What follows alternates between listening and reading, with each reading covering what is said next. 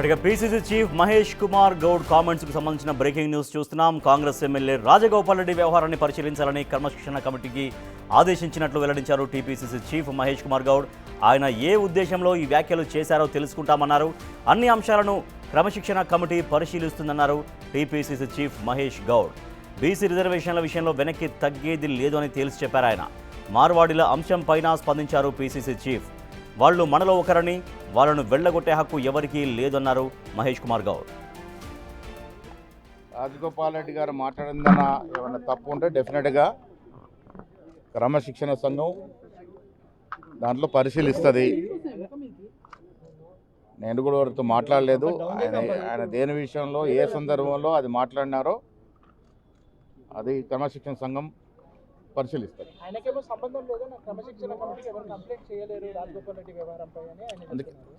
ఆయన మాట్లాడిన దాంట్లో ఎవరిని ఉద్దేశించన్నా, ఆయన ఎవరినైనా టార్గెట్ చేసినట్టు మాట్లాడినట్టు క్రమశిక్షణ సంఘం దాన్ని పరిశీలిస్తారు.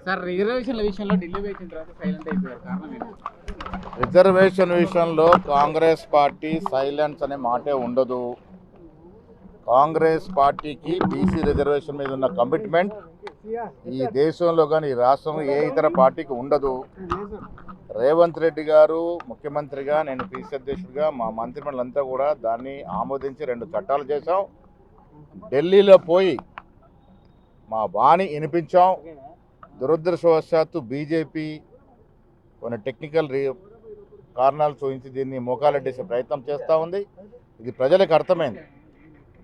బీజేపీ పార్టీ బీసీలకి బద్ద వ్యతిరేకంగా ఉన్నదనే మాట మొన్నటి సందర్భంగా వ్యక్తమైంది. ఈరోజు కూడా మేము చేసిన 2 చట్టాలు బీజేపీకి అనుకూలిస్తే ఒక్క రోజులో సాకారం అవుతాయి. కానీ దానికి మోకాలెడ్డేస్తూ ఉన్నారు. ఏది ఏమైనా బీసీ రిజర్వేషన్ వెనుకబడే తరగతి ఇచ్చి తీరాలన్నదే మా తపన. ఆ పరంగా అన్ని కోణాల నుంచి ఆలోచన చేస్తాం.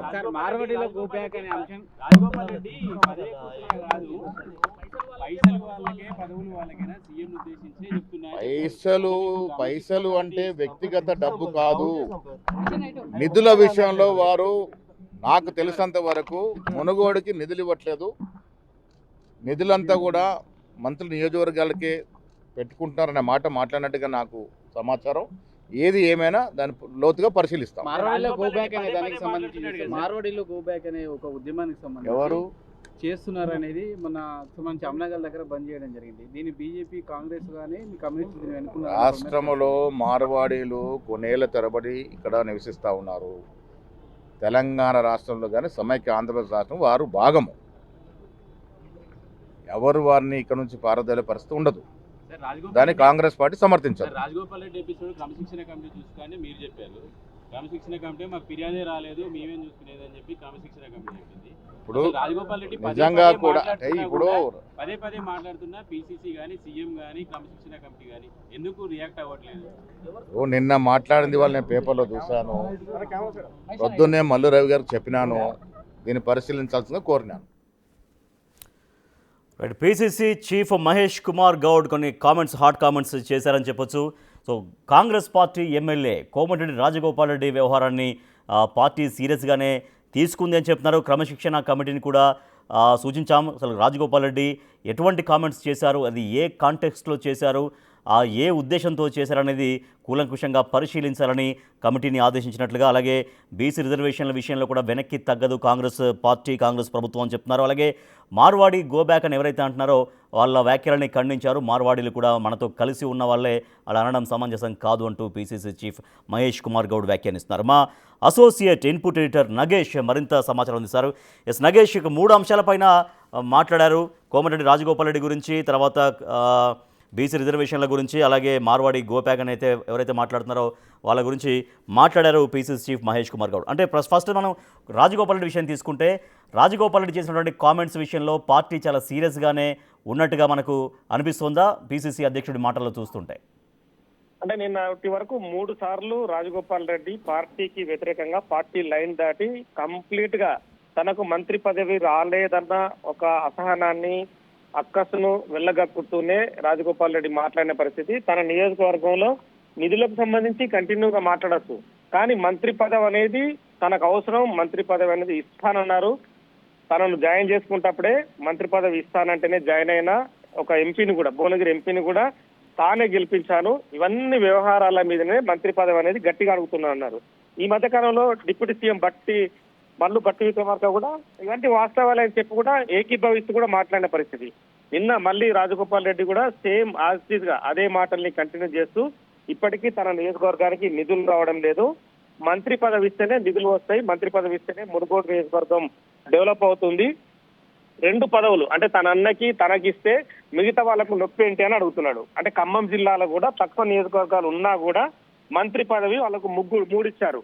ఇక్కడ ఇప్పుడు రెడ్డిలకు మిగతా అంటే మొత్తం 3 రెడ్డిలు ఉన్నా కూడా ఇక్కడ సమస్య ఏందనేది కూడా రాజగోపాల్ రెడ్డి వాదిస్తున్నాడు. అంటే తనకు మంత్రి పదవి ఇస్తానన్న ఈసీసీ కావచ్చు, అలాగే ముఖ్యమంత్రి రేవంత్ రెడ్డి కావచ్చు, ఎందుకు తన ఇచ్చిన హామీని నెరవేరుస్తారనేది కూడా డైరెక్ట్ గానే ఎప్పటికప్పుడు వాదిస్తున్నాడు.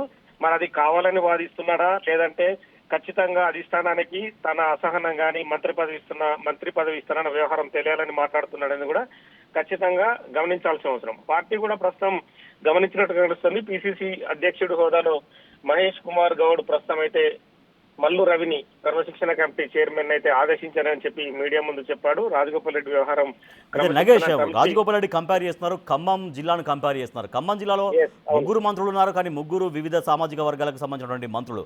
కానీ ఇప్పుడు రాజగోపాల్ రెడ్డికి మంత్రి అంటే కోమటిరెడ్డి వెంకటరెడ్డి, రాజగోపాల్ రెడ్డి ఇద్దరు సొంత అన్నదమ్ములు కాబట్టి ఒకే కుటుంబం నుంచి ఇచ్చిన అట్లా అవుతుంది. జనరల్గా ఈక్వేషన్ అనేది చాలా మందిని సాటిస్ఫై చేయదు. 3 రెడ్డిలు కూడా అవుతారు నల్గొండ జిల్లాలో యాక్చువల్ గా. ఎస్ ఎస్ 3 రెడ్డిలు కూడా అవుతారు, ఎందుకంటే ఉత్తమ్ కుమార్ రెడ్డి, కోమటిరెడ్డి సో వెంకటరెడ్డి. మరి అవును, అంటే ఇంత ఈక్వేషన్ ఉంది. ఈ ఈక్వేషన్ ఉన్నాక మళ్ళీ అదే మంత్రి పదవి డిమాండ్ అనేది పదే కోమటిరెడ్డి రాజగోపాల్ రెడ్డి ఎందుకు చేస్తారు? ఇంకా ఈ డిమాండ్ మరింత ఫోర్స్ పెంచే అవకాశం కూడా కనిపిస్తూనే ఉంది ఆయన వ్యాఖ్యలు కనిపిస్తుంది. అంటే క్రమశిక్షణ కమిటీ ముందు పిలిస్తే కనుక అక్కడ రాజగోపాల్ రెడ్డి ఏం చెప్తాడనేది కూడా ఖచ్చితంగా గమనించాల్సిన అవసరం. అంటే ఒకే కుటుంబం నుంచి 2 మంత్రి పదవులు అనేది కూడా ఖచ్చితంగా ప్రతిపక్ష పార్టీలు వ్యతిరేకిస్తాయి. పార్టీలో ఉన్న వ్యక్తులు కూడా ఒకే కుటుంబంలో అన్నదమ్ములకు ఎలా ఇస్తారనేది కూడా ఖచ్చితంగా అడుగుతారు. ఎందుకంటే బీసీలు, ఎస్సీలు అంటే మాదిగా బీసీలలో కూడా రకరకాల కులాలు ఉన్నాయి. వాళ్ళందరికీ కూడా ఇప్పటికీ పార్టీ రకరకాలుగా మంత్రి పదవులు ఇస్తుంది. ఎందుకంటే మొన్నటి వరకు ముదిరాజు సామాజిక వర్గంలో మంత్రి పదవులు అని చెప్పి వాక్యశ్రీ గారికి అడ్జస్ట్మెంట్ చేశారు. మొన్న ఈ మధ్యనే వివేక్ కూడా మంత్రి పదవి ఇచ్చిన పరిస్థితి. మరోపక్క మాదిగలను గౌరవిస్తూ అడ్లూరు లక్ష్మణ్కి కూడా మంత్రి పదవి ఇచ్చారు. సో సామాజిక వర్గాలకు అనుగుణంగానే కాంగ్రెస్ పార్టీ మంత్రి పదవులు ఇచ్చుకుంటూ వెళ్తుంది. అందులో భాగంగానే ఆ సమీకరణలో భాగంగానే రాజగోపాల్ రెడ్డికి మంత్రి పదవి రాదనేది రాజగోపాల్ రెడ్డి కూడా తెలుసు. కానీ తనను పార్టీలో చేర్పించుకున్నప్పుడు మంత్రి పదవి ఇస్తాననే చేర్పించుకున్నారు. భువనగిరి ఎంపీని గెలిపించి వచ్చి మాట్లాడని చెప్పారు అనే విషయాన్ని డైరెక్ట్ గా మీడియా ముఖంగా చెప్తున్నాడు. భువనగిరి ఎంపీని గెలిపించారు కాబట్టి మంత్రి పదవి ఖచ్చితంగా ఇవ్వాలని చెప్పి డిమాండ్ చేస్తున్నాడు. సో ఈ డిమాండ్లు అనేది కాంగ్రెస్ పార్టీలో స్వేచ్ఛ ఉంటుంది, మాట్లాడే హక్కు ఉంటుంది, అన్ని రకాలుగా ఉంటుంది. కానీ పార్టీ బియాండ్ లైన్ తప్పి మాట్లాడితే ఖచ్చితంగా క్రమశిక్షణ చర్యలు తీసుకోవాల్సిందే అని చెప్పి మిగతా పార్టీ నేతలు కూడా డిమాండ్ చేస్తున్నారు. ఎందుకంటే ఈ మధ్య జరుగుతున్న కాంగ్రెస్ పార్టీలో వరంగల్లో కూడా కొండా సురేఖకు వ్యతిరేకంగా ఎమ్మెల్యేలంతా ఏకీకృతమయ్యారు. పెద్ద ఎత్తున వాళ్ళు మీడియా ముందు వచ్చి మాట్లాడారు. కొండా సురేఖ ధోరణి ఒకవైపు ఉంది, కొండా మురళి ఆధిపత్య ధోరణి ప్రదర్శిస్తున్నాడని చెప్పి వాళ్ళు డైరెక్ట్ గా రాజేందర్ రెడ్డి కావచ్చు మిగతా ఎమ్మెల్యేలందరూ కూడా డైరెక్ట్ గా విమర్శించారు. కొండా మురళిని మల్లు రవి క్రమశిక్షణ కమిటీ చైర్మన్ హోదాలో పిలిచాడు. కొండా మురళి కూడా పార్టీ లైన్ సంబంధించి అంటే మిగతా ఎమ్మెల్యేను కలుపుకోతానన్న యాంగిల్ కూడా తీసుకొచ్చారు. కొంత సయోధ్య అక్కడ జరిగినట్టు కనిపిస్తుంది. సో రాజగోపాల్ రెడ్డి కూడా క్రమశిక్షణ కమిటీ ఒకవేళ నోటీస్ ఇస్తే కనుక ఏం చెప్తారనేది చూడాలి. రాజగోపాల్ రెడ్డి చేసే కామెంట్స్ అటు పార్టీనే కాకుండా ప్రభుత్వాన్ని కూడా ఎంత ఇరకటంలో పడేసేలాగా ఉన్నాయి. ఎందుకంటే మొన్న మాట్లాడుతూ ముఖ్యమంత్రి భాష గురించి కూడా మాట్లాడారు. ముఖ్యమంత్రి భాష తీరు మార్చుకోవాలి, ఆ రకంగా మాట్లాడొద్దంటూ ముఖ్యమంత్రికి సూచించడం కావచ్చు, ఇప్పుడు మంత్రి పదవి ఖచ్చితంగా ఇచ్చి తీరాల్సిందని మాట్లాడడం కావచ్చు, ఇది ప్రభుత్వాన్ని ఎంత ఇరకటంలో పెట్టేటువంటి ఆస్కారం కనపడుతుంది. సో ప్రభుత్వంలో ఎటువంటి చర్చ సాగుతోంది? ఖచ్చితంగా అంటే ప్రభుత్వాన్ని ఇరకాన పెట్టే అంశం ఖచ్చితంగా అంటే ప్రజలకు కూడా కొంత ఒక రకంగా అంటే నెగిటివ్ కాంపెన్సేషన్ కూడా వెళ్తుంది. ఎందుకంటే డైరెక్ట్ గానే ముఖ్యమంత్రిని విమర్శిస్తున్నాడు. మరి పార్టీ ఏం చేస్తుంది, పార్టీ పిసిసి ప్రెసిడెంట్ ఎందుకు కట్టడి చేస్తున్నాడన్న కోణాన్ని కూడా ఖచ్చితంగా ప్రజలు గమనిస్తారు. మిగతా ప్రతిపక్ష పార్టీ నేతలు కూడా విమర్శిస్తారు. మీ పార్టీలోనే క్రమశిక్షణ లేదు, మిగతా వాళ్ళకి క్రమశిక్షణ ఎలా నేర్పుతారన్న కోణాన్ని కూడా రేపు పొద్దున ప్రశ్నిస్తారు. ఈ క్రమంలో అంటే బీఆర్ఎస్ విషయం చూస్తే కూడా తన అన్నపైనే కవిత అస్త్రాలు ఎక్కిపెట్టి విమర్శిస్తుంది. ఆ విషయాన్ని కాంగ్రెస్ పార్టీ విమర్శిస్తుంది. సేమ్ యాజ్ ఈజ్ గా కాంగ్రెస్ పార్టీలో కూడా ముఖ్యమంత్రి రేవంత్ రెడ్డినే గంట తరబడి మాట్లాడుతున్నారు. ఫస్ట్ అభివృద్ధికి సంబంధించిన అవకాశాలు చూడండి, మిగతా పార్టీలను విమర్శిస్తే ఏమొస్తుంది అన్న యాంగిల్ కూడా రాజగోపాల్ రెడ్డి తీసుకొస్తున్నాడు. ఎందుకంటే పార్టీ ప్రెసిడెంట్ గా పనిచేసి ముఖ్యమంత్రి అయిన రేవంత్ రెడ్డిని విమర్శించడం అంటే పార్టీ లైన్ దాటి మాట్లాడుతున్నట్టుగా పార్టీ గమనిస్తుంది. మరి పిసిసి అధ్యక్షుడు కూడా మొత్తం ఓవరాల్ విషయాన్ని గమనించినట్టు కనిపిస్తుంది. ఎందుకంటే 3 స్పీచ్లు ఈ మధ్య వారంలోనే 10 రోజుల్లోనే 3 సార్లు 3 యాంగిల్లో రకరకాలుగా రాజగోపాల్ రెడ్డి మాట్లాడే పరిస్థితి. హైదరాబాద్ లో కూడా సేమ్ యాజ్ గా మరి ఈ విషయాన్ని క్రమశిక్షణ కమిటీ ముందు ఉంచితే ఆ నోటీస్ కి ఏం సమాధానం ఇస్తాడు, మరి పార్టీలో క్రమశిక్షణ ఉండి పార్టీ కార్యకర్తగా ముందుకెళ్తాడా, రాజగోపాల్ రెడ్డి వ్యవహారం ఏంటి, లేదంటే పరిపాలన సాగుతున్న క్రమంలో అడ్జస్ట్మెంట్ లో భాగంగా తదుపరి మంత్రి పదవి ఇస్తామని చెప్పి కాంగ్రెస్ పార్టీ హామీ ఇస్తుందా? సో ఇవన్నీ కూడా పార్టీలకు సంబంధించిన పెద్దలు అంటే మహేష్ కుమార్ గౌడ్ గాని, మల్లురావు గాని, ముఖ్యమంత్రి రేవంత్ రెడ్డి గాని, ఇప్పుడు ఎవరైతే క్రమశిక్షణ కమిటీ చూస్తున్న పెద్దలు కావచ్చు, సీనియర్ నేతలందరూ కూడా చర్చించి దానికి సంబంధించిన నిర్ణయాన్ని వెలువరించే అవకాశం కనిపిస్తుంది. ముందైతే క్రమశిక్షణ కమిటీ ముందు హాజరైన తర్వాత రాజగోపాల్ రెడ్డి మనోగతం క్రమశిక్షణ కమిటీ ముందు ఏం వెల్లడిస్తాడనేది మాత్రం దాన్ని చూసిన తర్వాతే నెక్స్ట్ పార్టీ తదుపరి నిర్ణయం తీసుకునే అవకాశం కనిపిస్తుంది. Right, thank you Nagesh. Munugode MLA Komatireddy Rajagopal Reddy కొన్ని కామెంట్స్ చేస్తున్నారు. కామెంట్స్ పట్ల పిసిసి చీఫ్ మహేష్ కుమార్ గౌడ్ స్పందించారు. కోమటిరెడ్డి రాజగోపాల్ రెడ్డి చేసేటువంటి కామెంట్స్ పట్ల వాటిని పరిశీలించాలని క్రమశిక్షణ కమిటీకి సూచించినట్టుగా కూడా ఆయన వెల్లడిస్తున్నారు. అయితే ఇటీవల వరుసగా ఆయన పార్టీని ఇబ్బంది పెట్టే విధంగా, ప్రభుత్వాన్ని ఇబ్బంది పెట్టే విధంగా కోమటిరెడ్డి రాజగోపాల్ రెడ్డి మాట్లాడుతున్నారు. తనకు ఖచ్చితంగా మంత్రి పదవి రావాల్సిందే, మంత్రి పదవి ఇవ్వాల్సిందే, మంత్రి పదవి ఇస్తానని చెప్పినటువంటి ప్రామిస్ కూడా నాకు ఉంది అనేది కోమటిరెడ్డి రాజగోపాల్ రెడ్డి చెబుతున్నారు. సో దానికి ఖమ్మంలో అక్కడ 3 మంత్రి పదవులు ఇచ్చారని చెప్తున్నారు. సో ఖమ్మం అనేది నల్గొండతో పోల్చుకుంటే తక్కువ విస్తీర్ణం ఉన్నప్పటికీ 3 మంత్రి పదవులు ఇచ్చారు. ఇక్కడ ఉమ్మడి నల్గొండకి కూడా 3 మంత్రి పదవులు కావాలి, ఇప్పటికీ 2 ఉన్నాయి. సో నాకు అంటే తన సొంత అన్న కోమటిరెడ్డి వెంకటరెడ్డి ఆల్రెడీ మంత్రిగా కొనసాగుతున్నారు. సో తనకు కూడా మంత్రి పదవి రావాల్సిందే అంటూ ఆయన మాట్లాడుతున్నారు. మునుగోడు నియోజకవర్గానికి నిధులు రావట్లేవు, మంత్రి పదవి తనకు వస్తేనే మునుగోడు అభివృద్ధి జరుగుతుంది అంటూ రాజగోపాల్ రెడ్డి చేసినటువంటి కామెంట్స్ పట్ల పిసిసి అధిష్టానం రియాక్ట్ అవుతుంది. పిసిసి చీఫ్ మహేష్ కుమార్ గౌడ్ మాట్లాడారు. క్రమశిక్షణ కమిటీకి సూచించాం, రాజగోపాల్ రెడ్డి ఎందుకు ఆ రకంగా మాట్లాడుతున్నారు, ఆయన ఏ సందర్భంలో మాట్లాడారు, దాని కంటెక్స్ట్ ఏంటనేది పూర్తిగా తెలుసుకోవాలని, పరిశీలించాలని క్రమశిక్షణ కమిటీకి సూచించినట్లుగా చెబుతున్నారు PCC chief Mahesh Kumar Goud. So మరి క్రమశిక్షణ కమిటీ ముందుకు ఆయన హాజరవుతారా, హాజరైతే ఏం చెప్తారు, క్రమశిక్షణ కమిటీ మరి ఏం సూచిస్తుంది, పార్టీ అధిష్టానానికి ఏం సూచిస్తుంది అనేది కూడా ఆసక్తికరంగా మారింది.